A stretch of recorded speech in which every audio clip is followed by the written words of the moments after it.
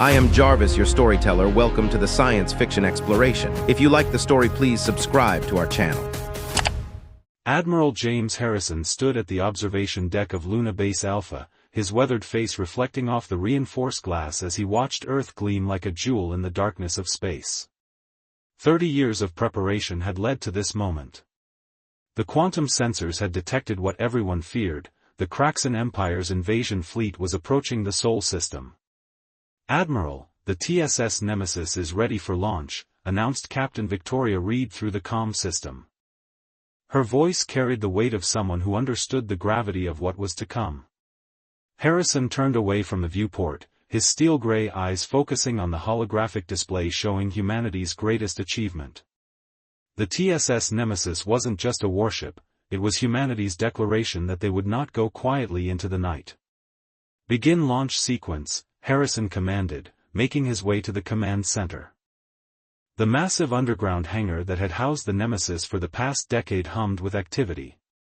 Technical crews scrambled to complete final checks while combat personnel boarded through multiple access points. Commander Zenith Wong, the ship's tactical officer, met Harrison at the main airlock. "All weapon systems are green, Admiral. The quantum drive is spinning up to full capacity, and our stealth systems are operating at peak efficiency." The Nemesis represented everything humanity had learned since discovering the ruins of an ancient alien outpost on Mars 15 years ago. While the rest of the galaxy thought humans were still struggling with basic space flight, they had been reverse engineering advanced technology and improving upon it in ways even its original creators hadn't imagined. "Status report on the Kraxan fleet?" Harrison asked as they made their way to the bridge. The ship's interior was a marvel of engineering, with adaptive gravity systems and neural-linked control interfaces that responded to thought as much as touch. "Their main fleet will reach Jupiter's orbit in approximately 72 hours, Wong reported, pulling up tactical displays as they walked. 17 capital ships, 43 cruisers, and over 200 support vessels. They're not trying to hide their approach. Why would they?" Harrison replied grimly. "As far as they know, we're defenseless." The bridge of the Nemesis was a testament to human ingenuity. Unlike the biological interfaces favored by many alien species, humans had created a hybrid system that combined advanced AI assistance with human intuition and creativity. Captain Reed stood at the central command station, her dark skin contrasting with the white of her uniform as she coordinated final launch preparations. "Admiral on deck," someone called out, and the bridge crew snapped to attention. "As you were," Harrison said, taking his position at the tactical overview station. "Captain Reed, status?" "All systems are operational, crew is at battle stations, and our quantum core is at full power," Reed reported crisply. "We're ready to show the galaxy what humanity is capable of."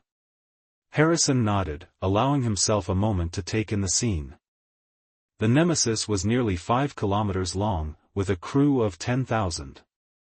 Its revolutionary quantum drive could cross light years in days, its weapons could tear apart capital ships with ease, and its defensive systems could withstand firepower that would vaporize lesser vessels. "Begin launch sequence," Harrison ordered. "Activate stealth systems as soon as we clear the hangar." The massive hangar doors above began to part, revealing the star-filled sky. The Nemesis's engines hummed to life, a deep resonance that spoke of barely contained power. As the ship rose from its cradle, Harrison thought about the journey that had brought them here.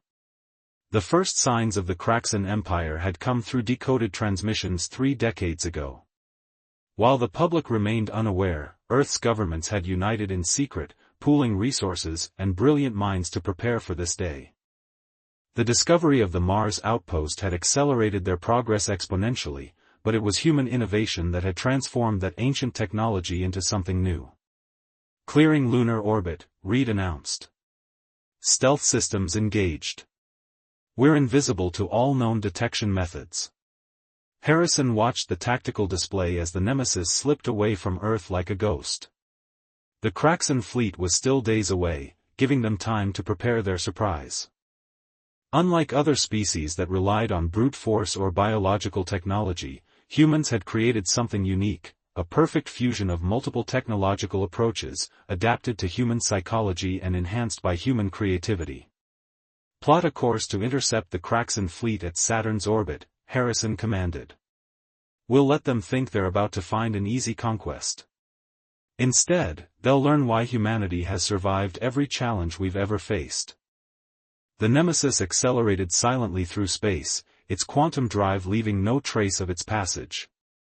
On board, the crew continued their preparations, checking weapons, running simulations, and fine-tuning systems. They carried with them humanity's hopes, dreams, and determination to survive. Message from Earth Command, Wong announced. Other facilities are beginning to activate. The Nemesis isn't our only surprise for the Kraxan Empire. Harrison smiled grimly. The Nemesis was just the tip of the spear. Across the solar system, hidden shipyards were coming online, automated defense platforms were powering up, and other secret weapons were preparing for deployment. Humanity had spent 30 years preparing for this moment, and they intended to make it count. Send word to all commands, Harrison ordered. Operation Awakening is now active. Let's show the galaxy that humanity isn't just another primitive species to be conquered. We're something they've never seen before. As the Nemesis glided through the darkness of space, its crew prepared for the battle that would change the galaxy forever. Humanity's time of hiding was over. The Age of Revelation was about to begin. The rings of Saturn glittered like diamonds scattered across black velvet as the TSS Nemesis waited in position, its stealth systems rendering it invisible to the approaching Kraxan fleet. In the ship's Strategic Command Center, Admiral Harrison studied the holographic display showing the enemy's approach vector. Tactical analysis complete, Commander Wong reported, his fingers dancing across the neural interface. The Kraxan fleet's configuration suggests they're expecting zero resistance. Their shields are at minimal power, and their weapons are in standby mode. Captain Reed's voice came through the comm system from the bridge. Their arrogance will be their undoing. All combat teams report ready, Admiral. The Quantum Lance is charged and targeting solutions are locked. The Kraxan fleet was impressive, their massive ships were biological mechanical hybrids, looking almost like metal sea creatures swimming through space. Their flagship, nearly twice the size of the others, led the formation with the confidence of an apex predator that had never known defeat. Incoming transmission, Lieutenant Marcus Thorne announced from communications. They're broadcasting their demands for surrender to Earth on all frequencies. Standard Kraxan protocol, submit or be destroyed. Harrison's lips curved into a tight smile. Let's introduce ourselves, shall we? Captain Reed, execute attack pattern Theta. Commander Wong, prepare to fire the Quantum Lance on my mark. The Nemesis's engines flared to life, its stealth field dropping as it emerged from behind one of Saturn's smaller moons. The sudden appearance of a massive warship sent the Kraxan fleet into momentary chaos, their tight formation breaking apart as ships scrambled to raise shields and power weapons. Enemy vessels attempting to establish battle formation, Wong reported. Their energy signatures are spiking, they're preparing to fire. Not fast enough, Harrison said coldly. Fire Quantum Lance, primary target their flagship. All other batteries, target their support vessels. Show them what humanity is capable of. The Quantum Lance, humanity's greatest technological achievement, activated. A beam of pure white energy, wrapped in spiraling ribbons of blue quantum particles, lashed out across space. It struck the Kraxan flagship before its shields could reach full power, the advanced weapon literally tearing apart the bonds holding matter together. The massive alien vessel didn't explode, it disintegrated, coming apart like sand scattered in a cosmic wind. The display of power froze the remaining Kraxan ships in place, their commanders likely struggling to comprehend what they were witnessing. Multiple enemy vessels powering up jump drives, Wong called out. They're attempting to retreat. Not today, Harrison responded. Deploy the quantum anchors. No one leaves to warn the others. Dozens of small devices launched from the Nemesis, creating a web of quantum interference that prevented faster-than-light travel. The Kraxan fleet was trapped, forced to face an enemy they had grievously underestimated. Incoming transmission from one of their cruisers, Thorn announced. They're requesting parley. Harrison straightened his uniform. Put them through to the main display.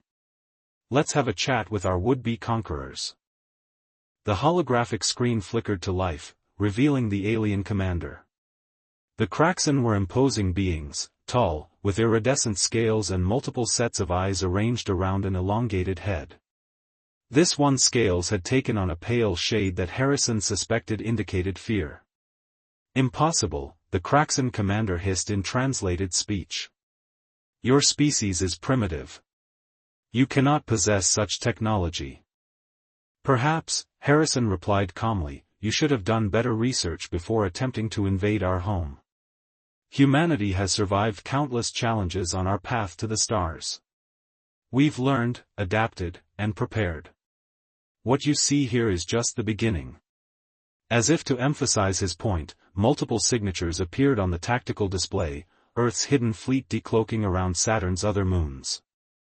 Dozens of warships, smaller than the Nemesis but each powerful enough to challenge a Kraxan cruiser, moved into attack positions.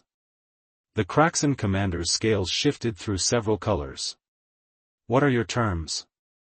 Unconditional surrender, Harrison stated firmly. Your ships will power down all weapons and prepare to be boarded. You will transmit all tactical data about the Kraxan Empire's military capabilities and current operations. In exchange, your crews will be treated according to Earth's laws on prisoner rights. And if we refuse? Harrison's expression hardened. Then you will learn why every predator that has ever threatened humanity's survival has come to regret it. The quantum lance was just one of our innovations. Would you like to see the others? The silence that followed was broken only by the subtle hum of the Nemesis's systems. Finally, the Kraxan commander's scales settled into a deep blue, a sign of submission. We accept your terms, the alien said. Harrison nodded to Wong. Begin boarding operations. I want their ships secured and their databases downloaded within the hour. Captain Reed, maintain weapons lock on all vessels. If any of them try something stupid, erase them from existence. As the Earth fleet moved to secure their prizes, Harrison turned to the tactical display showing the wider galaxy. The Kraxan Empire was vast, controlling hundreds of systems. This victory, while significant, was just the first step in a longer campaign. Send word to Earth Command, he ordered. Phase 1 is complete. Tell them to begin activating our sleeper cells in Kraxan territory. It's time to show the galaxy that humanity isn't just capable of defending itself, we're capable of taking the fight to our enemies. The Nemesis hung against the backdrop of Saturn's rings, its dark hull now illuminated by running lights. The ship's very existence was a testament to human determination and ingenuity. The Kraxan Empire had thought they were descending on a primitive species ripe for conquest. Instead, they had awakened a sleeping giant, one that had spent decades preparing for this very moment. The age of human expansion into the galaxy had begun, and nothing would ever be the same. 3 weeks after the Battle of Saturn, the TSS Nemesis emerged from quantum space near the Kraxan military installation of Varix Prime. The intelligence gathered from the captured fleet had proven invaluable, revealing the locations of key strategic targets throughout Kraxan space. Admiral Harrison stood on the bridge, watching as the massive space station came into view. Varix Prime was a testament to Kraxan military might, a fortress the size of a small moon, bristling with weapons and protected by energy shields that had never been breached. Multiple contacts, Commander Wong announced from his station. Detecting 23 enemy vessels in defensive formation around the station. Their shields are at maximum power, they were expecting us. Captain Reed's hands moved across her command interface, adjusting the Nemesis's position. That's not all they've prepared. Those new energy readings from the station, they've adapted their shields based on our quantum lance technology. Harrison nodded grimly. The Kraxan were nothing if not adaptable. The easy victories of the first engagement wouldn't be repeated here. Deploy the Phantom Squadron. From the Nemesis's vast hangars, 300 fighter craft emerged. Unlike traditional fighters, these were unmanned drones controlled by quantum-linked AI systems. They moved with impossible precision, their formations shifting and flowing like schools of fish. Enemy fighters launching, Wong reported. Their numbers are significant. Reading over 2,000 craft. Numbers won't matter, Harrison responded calmly. Initiate Operation Checkmate. The human drones accelerated toward the enemy formation, but instead of engaging directly, they split into dozens of smaller groups. Each group began emitting complex quantum interference patterns, creating a web of energy that played havoc with Kraxan targeting systems. Station's main weapons are firing, Reed announced. But they can't get a lock through the quantum interference. Their shots are going wide. Harrison allowed himself a small smile. Deploy the Trojan horse. Hidden within the drone formation, special infiltrator units made their way toward Varix Prime. These were humanity's latest innovation, microscopic swarms of nanobots disguised as space debris, capable of penetrating even the most sophisticated shields. Sir. Lieutenant Thorne called out. We're detecting unusual energy signatures from the station. They're trying to open a quantum tunnel. Harrison's expression hardened. They're calling for reinforcements. Commander Wong, how long until the infiltrators breach their systems? 3 minutes, Admiral. But if their reinforcements arrive before? They won't, Harrison interrupted. Captain Reed, execute attack pattern Omega. All weapons, fire at will. Let's give them something to think about besides calling for help. The Nemesis surged forward, its weapons blazing. While the quantum lance might be less effective against their upgraded shields, humanity's arsenal had many other surprises. Temporal disruptors caused sections of the station's shields to age hundreds of years in seconds, weakening and failing. Gravity bombs created localized singularities that torn apart enemy fighters. Infiltration successful, Wong announced triumphantly. We have access to their core systems. Harrison leaned forward. Initiate Protocol Phoenix. Throughout Varix Prime, the infiltrator nanobots began their work.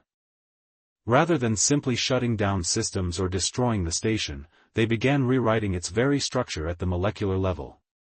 Weapons turned inward, shields reversed polarity, and command systems fell under human control.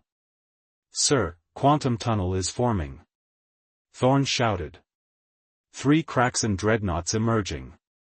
The massive enemy ships emerged from quantum space, their weapons charged and ready. But before they could fire a single shot, Varix Prime's weapons turned on them, catching them in a devastating crossfire. Send the surrender demand, Harrison ordered. Let's see if they're feeling reasonable. The response came quickly, not in words, but in action. The Kraxan dreadnoughts began powering down their weapons, their commanders having witnessed the futility of resistance. Signal from Earth Command, Thorne reported. Other strike teams are reporting similar successes across Kraxan space. Their entire military network is in chaos. Harrison nodded slowly. And now for Phase 3. Lieutenant Thorne, broadcast on all frequencies, all languages. He stepped forward, his voice clear and firm as he addressed not just the defeated forces before them, but the entire galaxy. To all species who would threaten humanity, let this serve as both demonstration and warning. We have remained hidden not out of weakness, but preparation. We have studied you, learned from you, and surpassed you. The era of treating Earth as a primitive backwater is over. Your choice is simple, adapt to the new reality or face extinction. Humanity offers friendship to those who respect us, and oblivion to those who threaten us. The galaxy is changing. Choose your place in it wisely. As his words echoed across space, the Nemesis's sensors detected quantum communication spreading rapidly throughout known space. The message was being relayed from system to system, racing across the galaxy at faster-than-light speeds. Multiple incoming transmissions, Thorne reported, his voice filled with amazement. Not just from the Kraxan. Other species, they're requesting diplomatic contact. Some are offering alliances. The balance of power is shifting, Harrison observed. Humanity is no longer hiding in the shadows. We're ready to take our place among the stars, not as conquerors, but as equals who will not tolerate threats to our existence. The Nemesis held position near the captured station, its dark hull reflecting the light of distant stars. In command centers across the galaxy, alien leaders were watching recordings of its victories, reassessing their understanding of humanity's capabilities. The species they had dismissed as primitive had revealed itself to be a sleeping giant, one that had spent decades preparing for this moment. The age of human isolation was over. The galaxy would never be the same.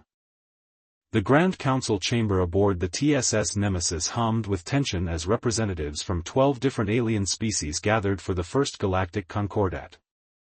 Admiral Harrison observed the assembled delegates from his position at the head of the chamber, noting how the various species clustered together based on their historical alliances and conflicts. The Kraxan delegation, led by High Marshal Vex Thor, sat rigidly in their assigned section, their scales shifting between shades of green and blue. Their once mighty empire had been forced to accept a new reality after humanity's devastating counterstrike. But they weren't the only ones adjusting to the changed balance of power. The Collective of Free Worlds recognizes humanity's right to defend itself, announced Ambassador Lyra of the Etherian Republic, her crystalline form refracting light across the chamber. But we seek assurances that Earth's technological advantages won't be used for territorial expansion. Commander Wong, standing beside Harrison, quietly updated the tactical display. The Etherians are scanning us, sir. Their quantum probes are trying to penetrate our security systems. Harrison smiled slightly. Let them try. Lieutenant Thorne, activate countermeasure protocol beta. Across the chamber, several Etherian delegates flickered momentarily as their scanning devices overloaded. Ambassador Lyra's crystal structure darkened in what Harrison had learned was their equivalent of embarrassment. We are not here to conquer, Harrison addressed the chamber, his voice firm but diplomatic. Humanity spent decades preparing not out of a desire for dominance, but because we recognize the harsh reality of galactic politics. Now we offer a different path forward, genuine cooperation and mutual defense. The Meridian Observer, a being of pure energy contained within an advanced environmental suit, moved forward. Your species speaks of peace while demonstrating overwhelming military superiority. The contradiction is concerning. Captain Reed stepped forward, her dark uniform contrasting with the chamber's pale lighting. We speak of peace precisely because we possess such strength. Humanity has no need to prove itself through conquest. We seek allies, not subjects. The chamber erupted in multiple conversations, each species discussing among themselves in their native languages. The neural translators built into the chamber's system struggled to keep up with the overlapping dialogues. Suddenly, alarms blared throughout the ship. Multiple quantum signatures detected. Wong announced sharply. Sir, it's the Nexus Collective, they're launching an attack. The Nexus Collective, a machine intelligence that had refused to attend the talks, had apparently decided to test humanity's capabilities firsthand. Their ships, geometric shapes of impossible complexity, emerged from quantum space surrounding the Nemesis. All delegates will be escorted to secure areas, Harrison announced calmly. Please remain with your security details. Captain Reed, battle stations. The Nemesis's response was immediate and overwhelming. Before the Nexus ships could fire a single shot, quantum anchors locked them in normal space. Temporal disruptors scrambled their processing cores, and targeted electromagnetic pulses disabled their weapons. Sir, Thorne called out, we're being hailed by the Nexus command ship. There. Surrendering. Harrison turned back to the assembled delegates, many of whom had risen to observe the brief battle through the chamber's viewing ports. As you can see, humanity is more than capable of defending itself and its allies. We would prefer to avoid such demonstrations in the future. The chamber was silent for a long moment before High Marshal Vexthor rose, his scales now a deep purple, a color Harrison had never seen in their species before. The Kraxan Empire acknowledges Earth's position, Vexthor announced formally. We propose a military alliance. Our biological technology, combined with your quantum innovations, could benefit both our peoples. One by one, other delegates began offering their own proposals for cooperation. The Etherians suggested joint research projects. The Meridians offered to share their energy manipulation techniques. Even the surviving Nexus ships, their AIs humbled by defeat, requested permission to study human programming methods. Harrison shared a knowing look with Captain Reed. This had been the true goal all along, not just to defend Earth, but to reshape the galaxy's political landscape. Humanity would no longer be dismissed as primitive or treated as easy prey. We accept these initial proposals, Harrison declared. A new era of galactic cooperation begins today. Earth will share its advances with those who prove themselves true allies. Together, we can create something greater than any single species could achieve alone. As the delegates began drafting the formal agreements, Harrison received a private message from Earth Command. More ships like the Nemesis were nearing completion in the secret shipyards throughout the solar system. Humanity's position would only grow stronger. Sir, Wong reported quietly, long-range sensors are detecting unusual activity in the galactic core. Something is stirring out there. Harrison nodded grimly. The galaxy was changing, alliances were shifting, and new challenges were emerging. But humanity was ready. They had prepared for war and achieved peace through strength. Whatever came next, Earth would face it not as a primitive backwater, but as a leading power in a transformed galaxy. The age of human isolation was truly over. The age of human leadership was about to begin. 6 months after the Galactic Concordat, the TSS Nemesis led a joint fleet of human and allied vessels toward the galactic core. The mysterious energy signatures detected earlier had grown stronger, and multiple species reported lost contact with their outposts in the region. Admiral Harrison studied the tactical display showing the combined fleet. Kraxan bioships flew alongside human vessels, their organic technology now enhanced with quantum systems. Etherian crystal ships refracted starlight in complex patterns, while Meridian energy projectors maintained a protective field around the fleet. Energy readings are off the scale, Commander Wong reported, his fingers dancing across the neural interface. Whatever's out there, it's like nothing we've encountered before. Captain Reed nodded from her command station. The Kraxan archives mentioned ancient legends about the core, warnings about something they called the precursors. Most dismissed them as myths. Myths often have a basis in fact, Harrison responded. Lieutenant Thorne, status of the quantum network? Stable, sir. All allied ships are linked. If one of us sees something, we all see it. The quantum network was humanity's latest contribution to galactic civilization, a way for different species to share information and coordinate actions in real time, regardless of their native communication methods. It had transformed military operations and was beginning to revolutionize civilian life as well. Suddenly, the void before them lit up with impossible colors. Space itself seemed to tear open, revealing something that defied description, massive structures of dark matter and energy, moving with clear purpose and intelligence.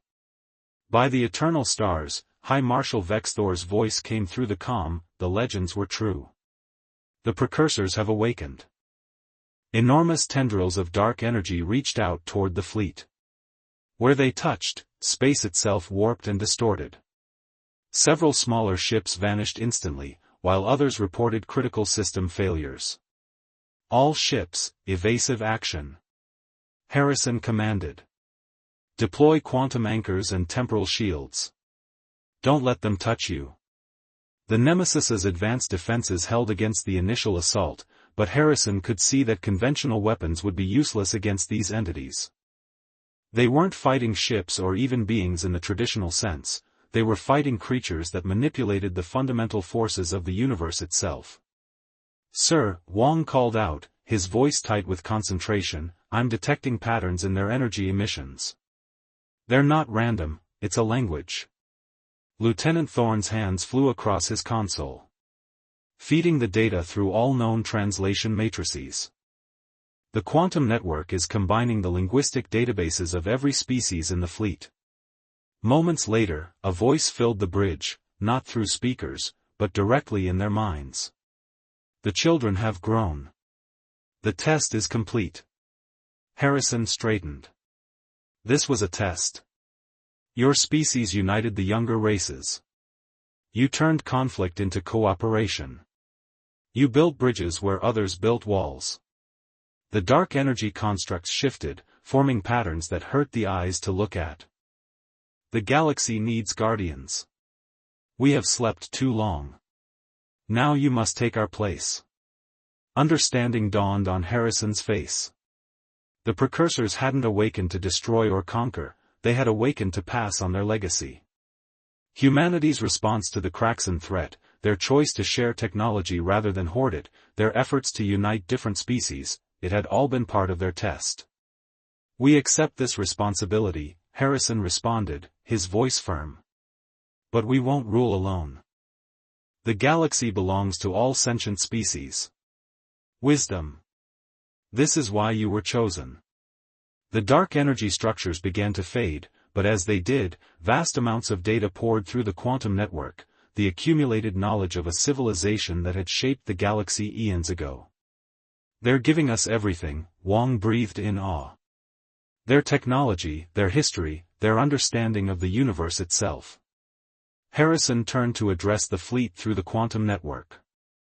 "To all ships and all species, what we have witnessed here today changes everything. The precursors didn't choose humanity to rule, they chose all of us to grow together. Their knowledge belongs to everyone. Let this be the beginning of true unity." As the precursors vanished back into the depths of spacetime, the combined fleet held position at the edge of the galactic core. In ships throughout the fleet, different species began examining the gift they had been given, sharing insights and discoveries through the quantum network.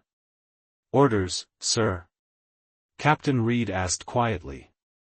Harrison smiled. "Set course for Earth. We have a lot of work ahead of us.